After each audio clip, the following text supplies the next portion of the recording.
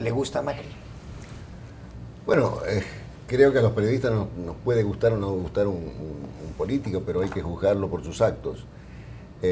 Macri es producto de una situación de polarización en la sociedad argentina que se resolvió en diciembre con un triunfo muy estrecho sobre el candidato del oficialismo de entonces, Daniel Scioli.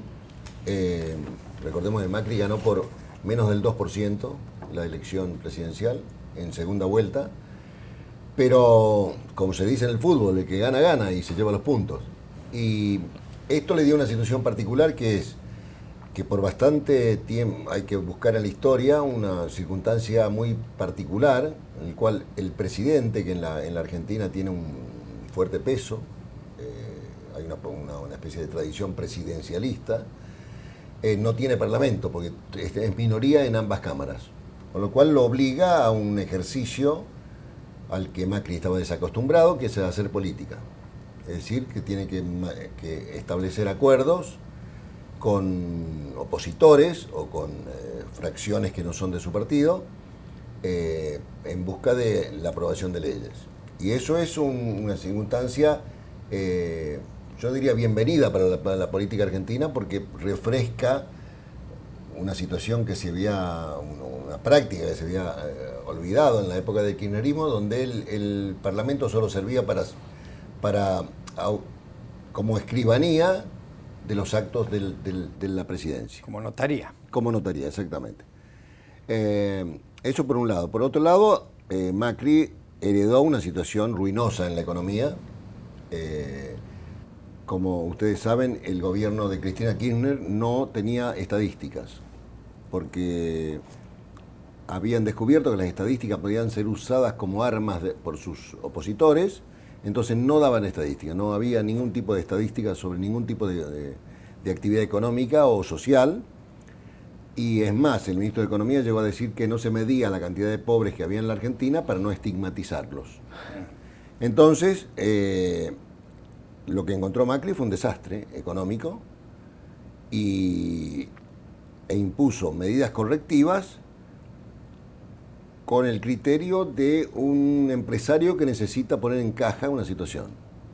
Pero resulta que la caja es el país y eso produce una situación de tensión social, de tensión política. La Argentina es un país que tiene un alto nivel de pobreza, que no se puede disimular ya. Y lo que hizo el gobierno fue sincerar algunas variables económicas que estaban absolutamente subvencionadas, como las tarifas públicas, en parte, y otras variables, y eso, bueno, está produciendo una situación que controlarla requiere tiempo, requiere paciencia y sobre todo es una apuesta que va a determinar el futuro. Pero en síntesis, ¿usted cree que el gobierno de Macri ha tomado las medidas adecuadas, las medidas indicadas? Bueno, creo que el gobierno de Macri ha tomado algunas medidas adecuadas, otras no pudo tomarlas por razones políticas, y me parece a mí que lo que se requiere en la Argentina es buscar un consenso para acuerdos que sean mucho más perdurables que los que se consiguen ley por ley. Porque hasta ahora el gobierno de Macri está tratando, en su situación de minoría parlamentaria, de conseguir mayorías para cada una de las leyes. Entonces, eso es acuerdos políticamente muy onerosos, porque siempre se renueva el precio, en término político estoy hablando, quiero creer, y se requiere un acuerdo más permanente con sectores de la oposición que le permitan a Macri tener un cierto horizonte de estabilidad política para que las medidas económicas que está tomando tengan éxito. Porque de eso depende. Si Macri no tiene éxito en su plan económico, va a tener serias dificultades. Cristina Fernández de Kirchner tiene protagonizó una serie de escándalos durante su gobierno y ahora hay varias causas judiciales abiertas contra ella por distintos casos, por el llamado dólar futuro, porque se sospecha de lavado de dinero en unos hoteles que tenía ella en el sur del país. Hay varias causas abiertas. ¿Cree usted que se justifican todas esas investigaciones y que ella debe algo ante la justicia? Bueno, está bajo investigación judicial.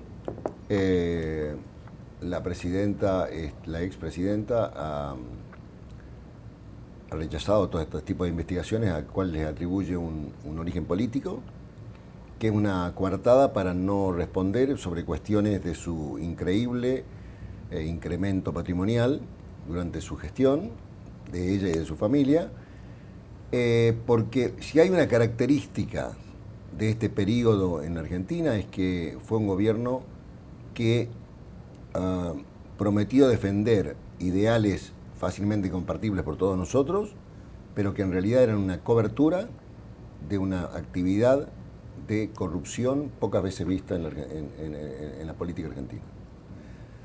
La relación de la prensa con el kirchnerismo no fue muy buena, incluso se decía desde el gobierno Clarín en referencia al periódico que usted dirige. ¿Qué tan afectado quedó Clarín y qué tan afectados quedaron los medios de comunicación tras el paso de Cristina Kirchner por la presidencia y antes de ella por Néstor Kirchner, el esposo de la antecesora de Macri? Y sobre todo, ¿qué tanto ha cambiado eso desde que llegó Macri al poder? Bueno, como alguna vez te conté en Colombia, en Nueva York, en la Argentina no había conferencia de prensa, los periodistas, salvo algunos que eran elegidos por el régimen, no podían preguntarle a los ministros, no había, más los voceros de los ministros no hablaban con periodistas, con lo cual su función estaba totalmente anulada. Y el objetivo de este régimen era controlar la opinión pública. No había otro objetivo. Entonces se hizo primero por medio de el control de la publicidad oficial. La publicidad era otorgada solamente a los medios que respondían a determinada política. Se creó un gigantesco aparato de propaganda. Segundo, el periodismo se dividió entre los periodistas que estaban de acuerdo con el gobierno y los periodistas que eran opositores y enemigos del gobierno, con los cuales a los primeros le dieron todo y a los segundos nada. Tercero, hubo una operación que se llamó, que yo la llamo asesinato de la reputación. Se denigró, se descalificó a cualquier periodista que osaba criticar al gobierno, y por ejemplo con nuestras caras en carteles en la calle, en las manifestaciones políticas, poner caras de periodistas para que gente escupa sobre ello, una actividad claramente fascista. Y en último término, se creó una legislación destinada a desarticular cualquier grupo económico o grupo mediático que no respondiera a esa política. Bueno, eso solamente era posible en un régimen de perpetuidad. Apenas fue derrotado el gobierno kirchnerista en las urnas, se terminó la historia. Y la relación con Macri es una relación normal de un presidente con la prensa. Se la critica, él critica, recibe a periodistas, se discute, se debate, que es lo que debe hacer en cualquier democracia. Lo otro era una anomalía. Antes de darle la palabra a Juliano, que le tiene una pregunta sobre el Brasil, yo le quería preguntar lo siguiente. José Serra, el ministro de Relaciones Exteriores brasileño, ministro provisional, es el ministro de Michel Temer, que lleva 11 o 12 días en el poder, ha estado en Buenos Aires y además han pactado entre Brasil y Argentina servir como mediadores para buscar una solución a la crisis venezolana, en donde gobierna el presidente Nicolás Maduro. ¿Tiene eso futuro, en su opinión, o no? Yo tengo mis serias dudas porque la mediación requiere la aprobación del a quien uno va a mediar. Y me da la impresión que Argentina, que tuvo una posición muy frontal frente a Maduro desde que asumió Macri, que después la morigeró en relación a declaraciones de su propia canciller, se están buscando fórmulas regionales cuya efectividad me parece que por ahora es retórica más que efectiva. Julia. Sí, el primer viaje de José Serra fue para Buenos Aires, para Argentina, y la recesión en Brasil no es buena para Argentina. El nuevo gobierno Temer está tomando medidas correctivas en la economía, como el gobierno Macri también. ¿Qué piensa de la relación entre esos dos gobiernos, Macri y Temer? Bueno, creo que, a ver, Argentina, los gobiernos argentinos, cualquiera sea el signo, con los gobiernos brasileños, cualquiera sea el signo, necesitan estar de acuerdo, sobre todo Argentina. Acuerdo en el sentido de que la relación con Brasil, económica con Brasil, es clave para la Argentina. Y la recesión argentina actual, combinada con la recesión brasileña, tiene un efecto letal para ambas economías, sobre todo para la Argentina, que es mucho más débil.